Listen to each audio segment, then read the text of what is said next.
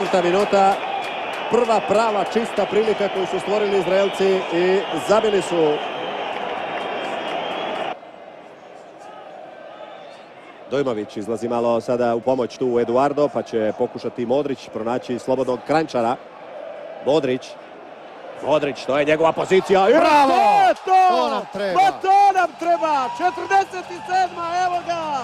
Ukazao se Luka! Konačno se odlučio na šut iz daleka. Konačno. Pa to je ono što tražimo cijelo vrijeme. Rekao je Tomas, Izraelci su parkirali autobus na liniji od 16 metara. Trebamo šutirati izvan ako želimo davati golove. Bravo Luka!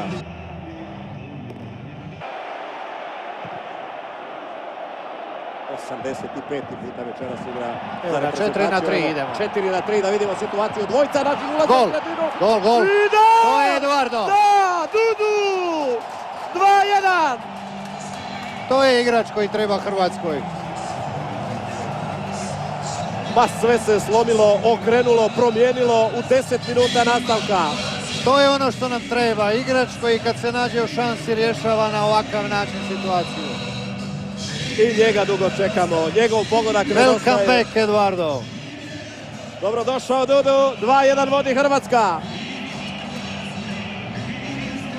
Pogledajmo još jednom. Modrićevo prekrasno proigravanje. Dobra kretnja svih naših igrača i odlična procjena koga treba proigrati, kome dati tu loptu. Izvrsno, a Dudu izvrsno. nije imao problema ovo malo potkopati i prevariti Haimova.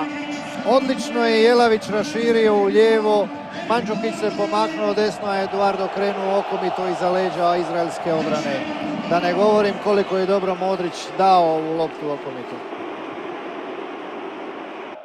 Kranjčar. Savršen pas. Izvanredno rješenje prema svom cimeru i prijatelju Srni. Evo prilike. I Eduardo, da! Pa da! Tako se to radi kad majstori igraju. Sad polako možemo gledati prema Latviji i pratiti rezultat od tamo.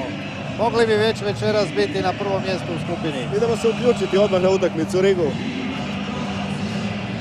Dudu čudesni, Eduardo fantastični, vratio se u najljepšem mogućem trenutku, zabio 2 pogotka u nepunih 5 minuta i Hrvatskoj donio novu radost. Pogledajmo, pod pritiskom Gershona na leđima, samo jedan mali okret, trzaj glavom i Haimov tu ništa nije mogao napraviti.